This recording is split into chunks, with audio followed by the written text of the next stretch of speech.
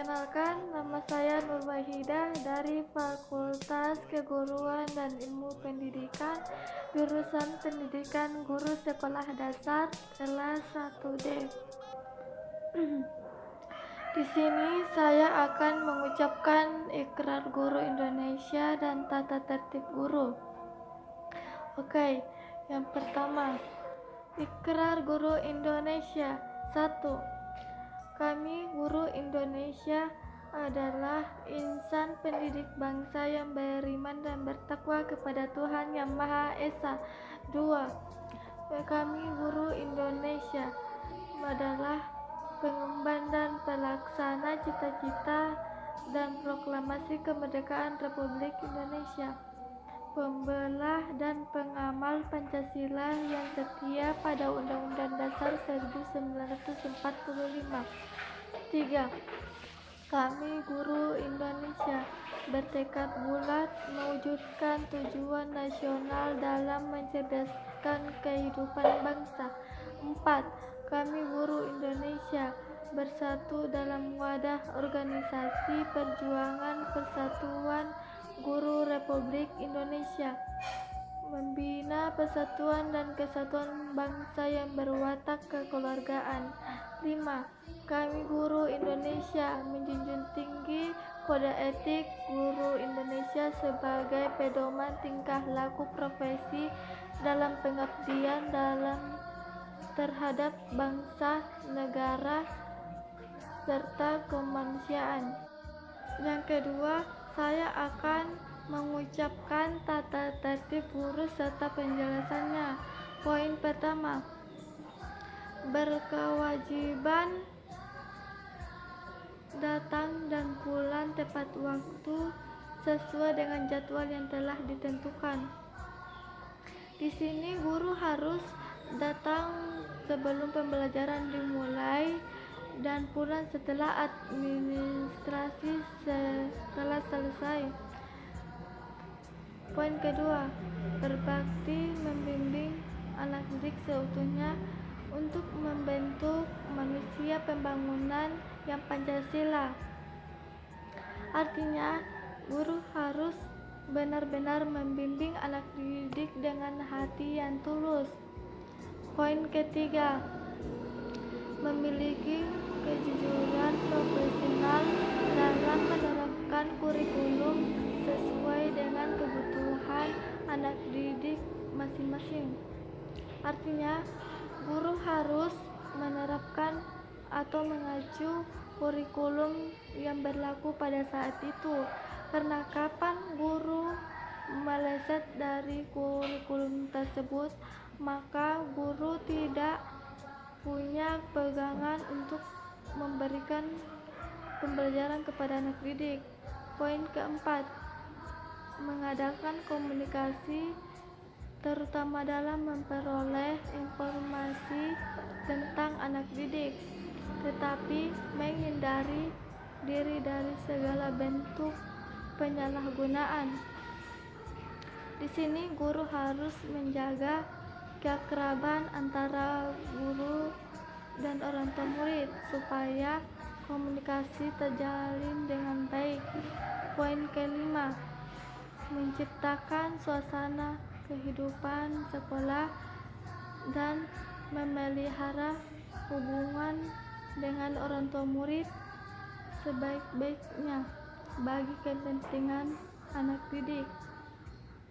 Maksudnya, guru harus menciptakan suasana kehidupan sekolah agar anak didik betah belajar di sekolah.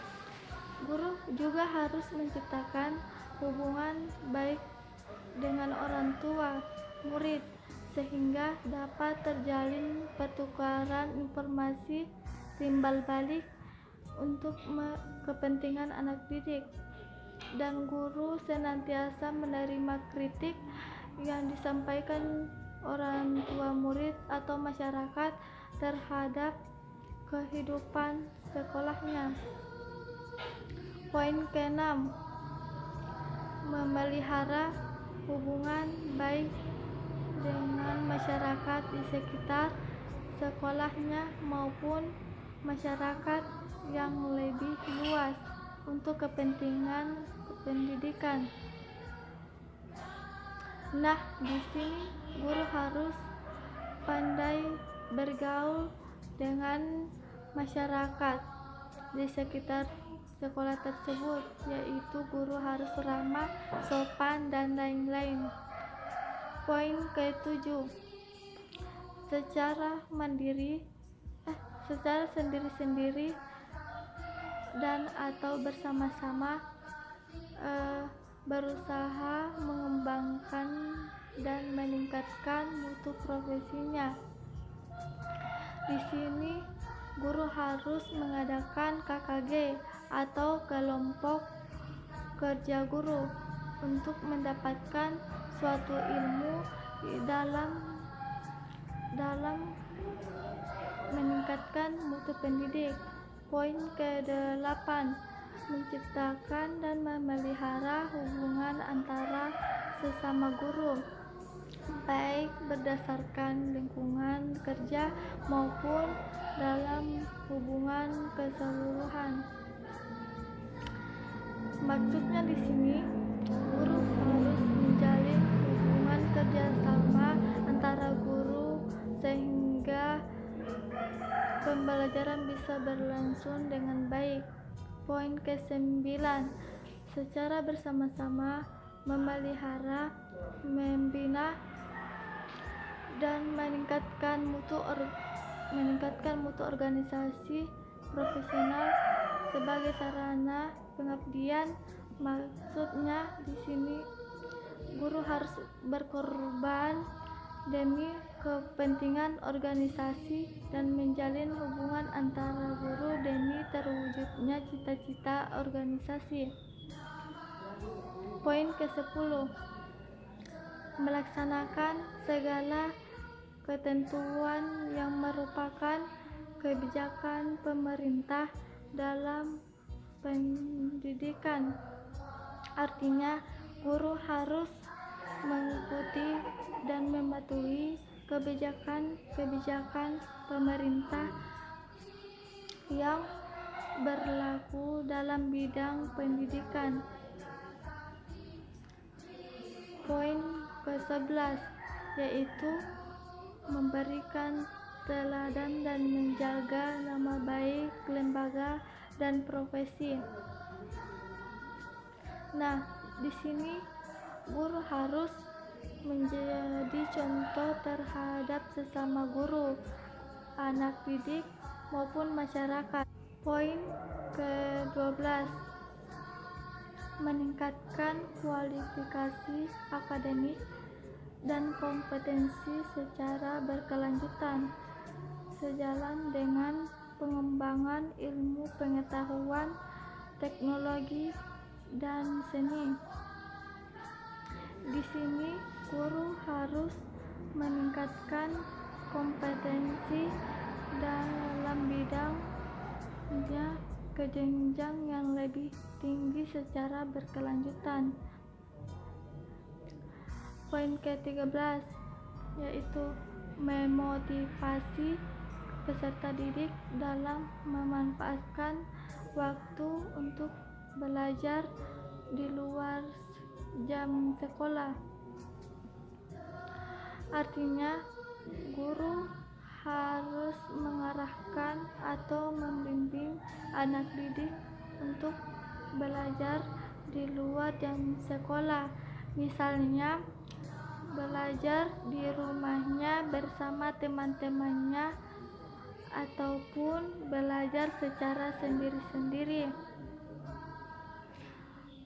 Poin ke-14 yaitu memberikan keteladanan dalam menciptakan budaya membaca, budaya belajar, dan budaya kebersihan. Artinya guru harus memberikan contoh, misalnya guru rajin membaca, guru rajin belajar, dan guru rajin membersihkan. Setelah peserta didik melihat gurunya yang rajin maka secara tidak langsung muridnya tersebut tergugah hatinya untuk melakukannya juga. Poin ke-15, bertindak objektif dan tidak diskriminatif atas dasar pertimbangan jenis kelamin, agama, suku, ras, kondisi fisik tertentu, dan atau latar belakang keluarga dan status sosial ekonomi peserta didik dalam pembelajaran. Maksudnya di sini adalah guru tidak membeda-bedakan anak didiknya. Contohnya, ketika ada anak keluarga yang sekolah di sana dan mendapatkan nilai sebanyak 75, maka kita juga harus memberikan 75 juga. Tidak dengan kita menambah nilainya, karena itu sifat tidak objektif namanya. Poin ke-16 yaitu mentaati tata tertib dan peraturan perundang-undangan, kode etik guru, serta nilai-nilai agama dan etika. Maksudnya di sini adalah tata tertib dan peraturan perundang-undangan serta kode etik guru dan nilai-nilai agama, etik dan etika harus ditaati, karena kapan kita tidak mentaatinya, maka lama-kelamaan akan bergeser atau pudar, bahkan hilang. Poin ke-17 yaitu berpakaian yang menutup aurat bagi agama Islam sesuai dengan norma sosial masyarakat atau norma kepatuhan bagi yang beragama lain. Di sini guru harus berpakaian rapi dan menutup aurat. Sebagaimana kita kuliah di Muhammadiyah masyarakat, otomatis kita akan menutup aurat. Tidak dengan berpakaian dengan sembrono atau seolah-olah. Poin ke-18 yaitu tidak merokok selama berada di lingkungan satuan pendidikan. Artinya di sini guru tidak merokok selama di sekolah, karena kita sebagai seorang guru harus menjadi panutan kepada anak didik. Karena